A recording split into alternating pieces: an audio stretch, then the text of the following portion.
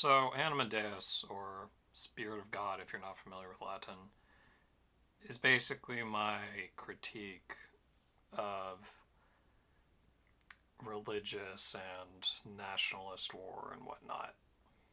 I do have another game that's more of a satire of war.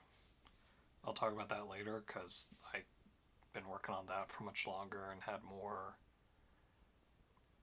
time to think of its mechanics. This one basically takes place in a universe where people's devotion literally fuels their weapons.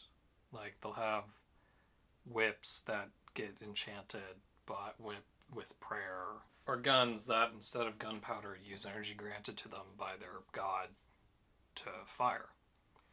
And basically, it takes place in these fictional countries, and they're all just at war with each other because they all have their own god and they think theirs is the best. And I don't I don't remember if it's actually a plot twist that the gods are just doing this for fun, or the gods don't actually even care about what's happening, or they're just laughing at the humans. Because the thing is, I planned this to be the backdrop. That whole plot line doesn't actually affect the main story. I mean, it pops up every once in a while, but it's kind of like the Civil War being the backdrop of the good, the bad, and the ugly. It's there, but not really. The main story is pretty much Breaking Bad, where we got our older guy who's a criminal and our younger guy who's less of a criminal, basically teaming up and having this father-son relationship. And then they have a falling out near the end. And basically it ends with the older guy just picking up the young guy who's beaten and injured and says let's get out of here. Now, the older guy, he's a wandering priest who's been excommunicated because he practiced prayer with too many other gods. So he's by basically devoting himself to all of the gods, he gets shunned by every religion, well, by every country, because you're not allowed to do that. You have to pick one. You can't have many.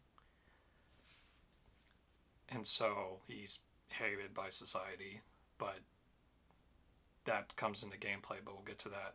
And the younger guy, he's a bard who practices basically the Apollo version, the Apollo god, the music guy. And however, he's going on his atheist streak where he kind of just gave up on his devotion, and so he's just kind of being minstrelly, going town to town. And then they team up. So we got this one guy who hates gods and one guy who has too many. And it's the story of their adventure. I already told you how it ends, so the weapons they activate in this universe activate by invoking certain gods. And so the older guy, he's able to invoke any of the gods during gameplay, and so he'll end up earning favor because the more devoted you are, the more favor you earn. And this applies to everyone. So you can get into a fight with guys that are devoting themselves to the same god that you like to play with. And if you have earned more favor with that god than they have, that god may smile upon you more than he likes them.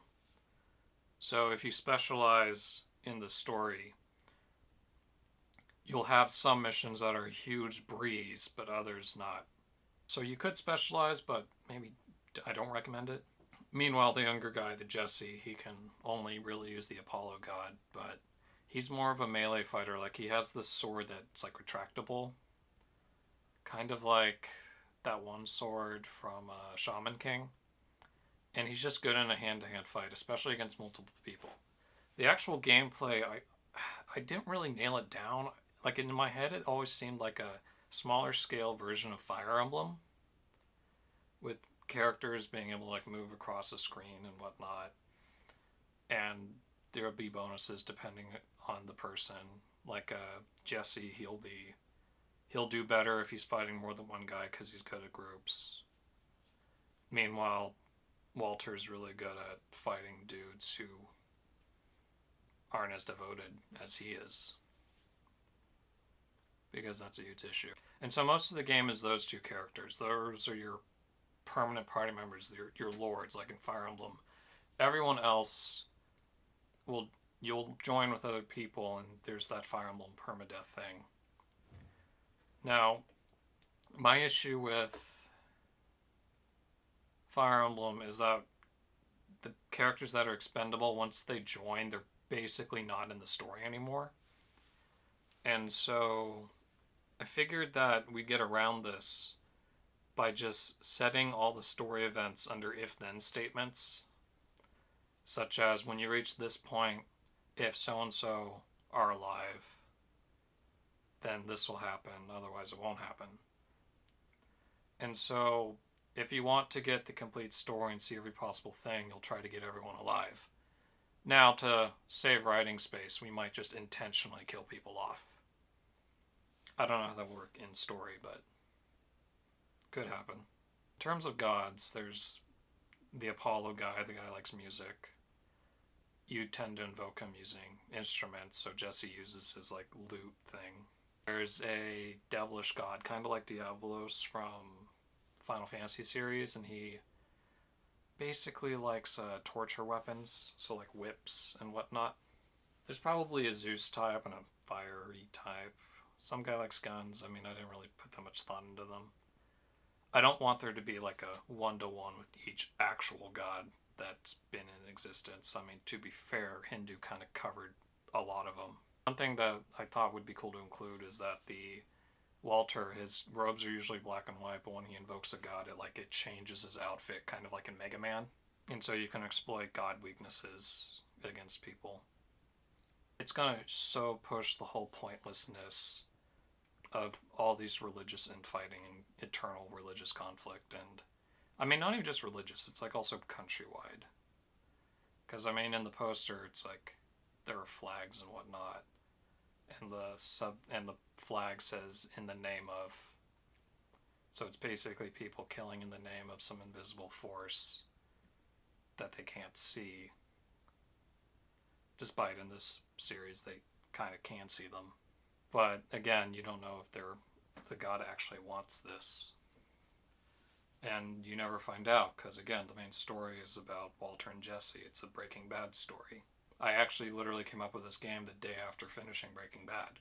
I don't think the conflict between the religions will ever be resolved in the game, because I wanted the story just to focus on these two guys.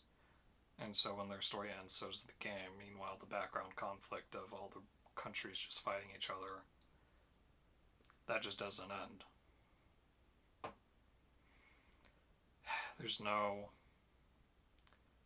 Makes a lot of sense if you think about a treaty.